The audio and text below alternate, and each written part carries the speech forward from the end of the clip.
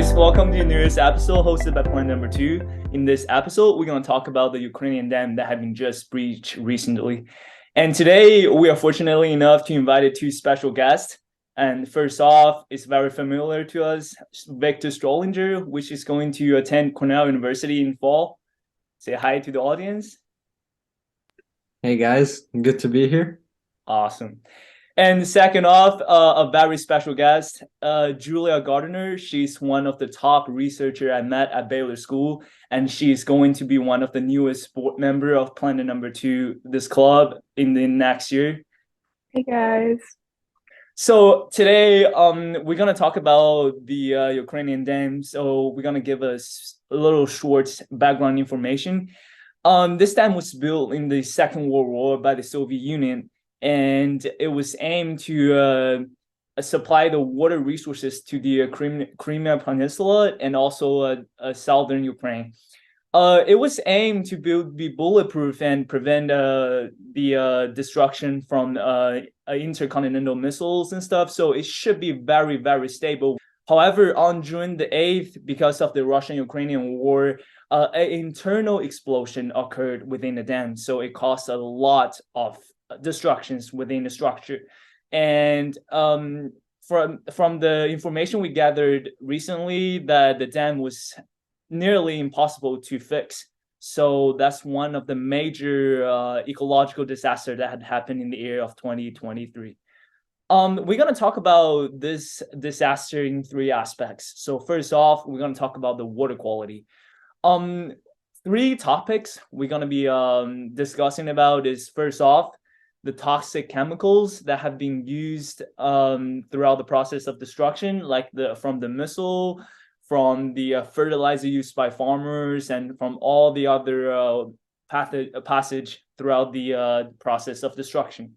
And secondly, we want to talk about a little bit about the health aspect, which is the hygienes after the flood of the cities. And lastly, we're going to wrap up with how the the flowing of water affect the acidity of the river. I can jump in here.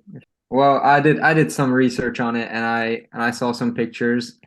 I think it's gonna have not only a short-term impact but also a long-term impact in terms of water supply to farmers, because as we know, agriculture is huge in Ukraine and it's a large part of the economy. And not only that, but also just cleanliness in general. I saw pictures of animal debris, not live animals, but also dead animals just laying around everywhere after water levels return to normal heights. So I think it's going to have, right now it's having a short-term impact, but it's also going to have a long-term impact in terms of having to return to the cleanliness of the country. I actually hadn't thought of it because, like I was thinking about, as you said, like the corpse of the animals and stuff, but I actually haven't thought of, like the farming water supply. Like they have to have a specific pH of the water in order to supply those crops from growing it, right? So that's actually one of the major effect, especially when you consider Ukraine as one of the biggest crop supplier in the world. Yeah, I was watching a BBC video yesterday, and they were interviewing a farmer, and he said that his business is basically done now because he can't get clean water, so he's gonna have to move and do something else. Right. Because like you have all of that, like the industrial chemicals and such as like the fertilizers and the pesticides, and then you have all that oil that was in the plant and now that's leaked out into the floodwater, and so that's going to contaminate the soil and the water supply, and all that irrigation is diverted. So those areas, like all the crops from this season are, I mean, Absolutely. they've been washed away. So yeah, water quality, one of the most important thing to mention when we're talking about breach of a dam. And next, we're gonna talk about the soil. As we stated before, Ukraine is one of the biggest farmland in Europe and maybe across the world. Soil quality is one of the key aspects for Ukraine to do so, which is the majority of the fertilizable soil is black soil in Ukraine, especially in southern Ukraine. And this flood really, really hurts the quality of black soil, especially when, as we talk about the chemicals, the toxic debris from the animals are all flushed downstream towards these fertilizable black, rich in nutrient soil. What is some aspect that to put into consideration when we talk about such a ecological disaster on soil? So I think it's kind of interesting because you kind of have two opposite effects that are equally damaging here. Because I found a figure that said that like 25,000 acres of agricultural land are expected to flood on the right bank, which is controlled by Ukraine. But then also you're going to have the area of farmland where the irrigation is diverted, and before the dam, it was an arid plain, and some ecological experts are expecting it to return back to desert.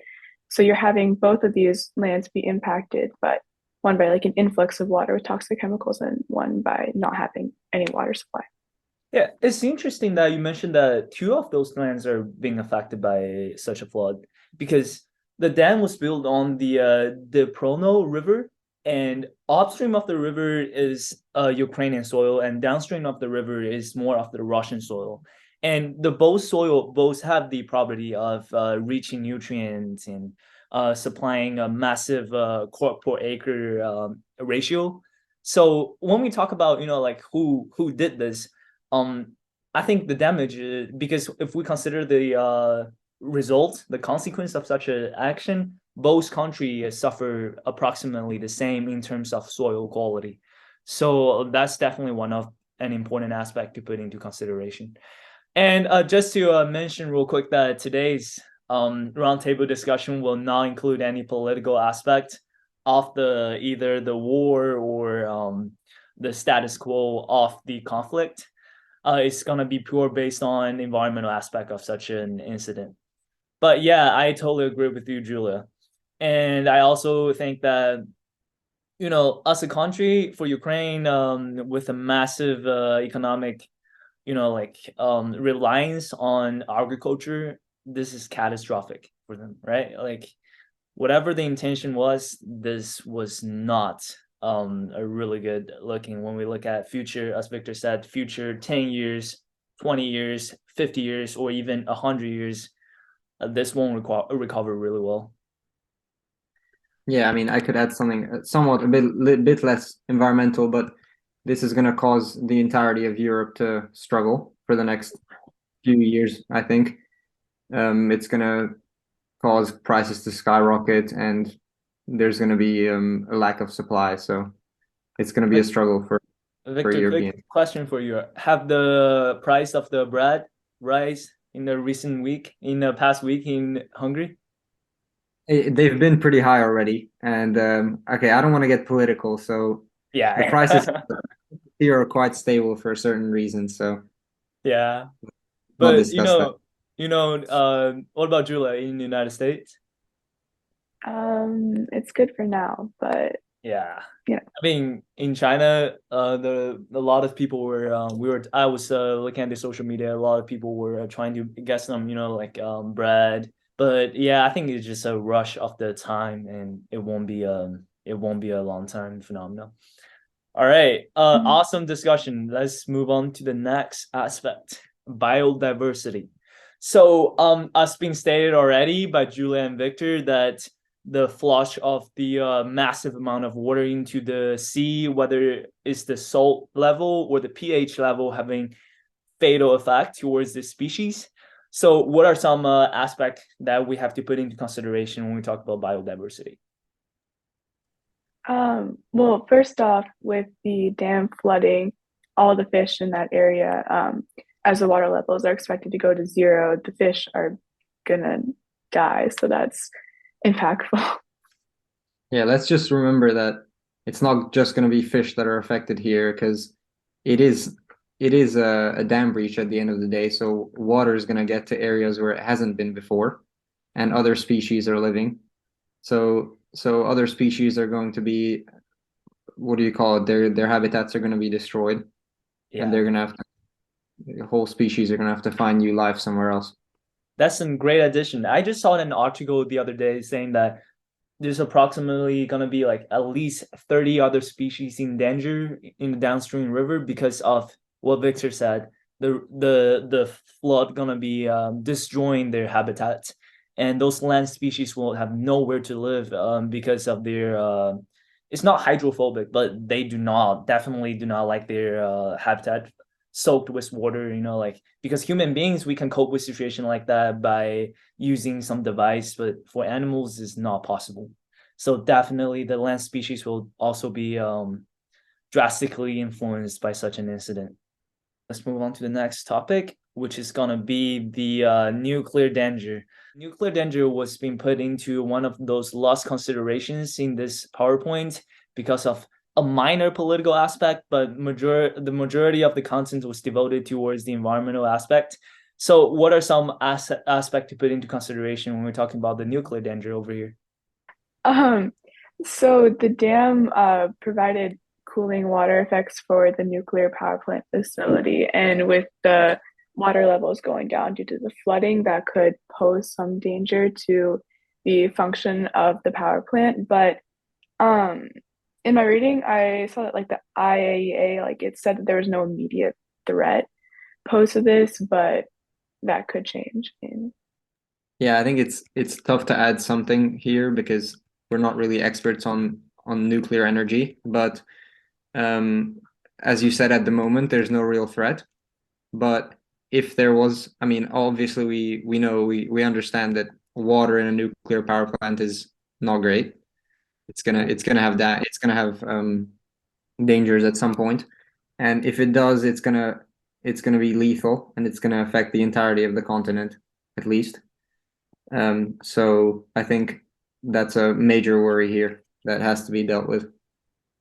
I just want to add on to a little bit. You said that because nuclear, if there's anything happen to this power plant, the entire influence will be added up by all the aspect we discussed before, right? Like water quality definitely being affected, ability for the European crop basket to able to produce more crops, probably not ever again, and biodiversity definitely will be influenced. So if there's something happen towards this power plant, is definitely one of the most catastrophic incident for Europe.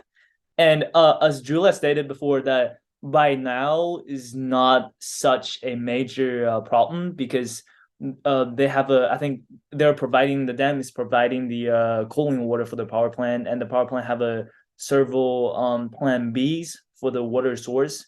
So I saw a report saying that for the next 5 months, there will not be a problem for the cooling water. But I think what we need to think about is what happened after those 5 months, right? We need a solution, whether it's to rebuild those dams within these 5 months, which by far seems not possible, or finding another way to supply cooling water for the power plant. In the end, I just want to wrap up this entire discussion by using one of the quotes from the CNN reporter, Ms. Kotasova. This is one of the greatest industrial and ecological disaster in Europe. We'll definitely keep an eye on this instance, and we'll keep you guys updated if there's further development. And thank you guys very much for joining us today. And thank to Julia and Victor for giving us some fantastic report upon this incident. Yeah, thank you guys. All right, I'll see you guys later.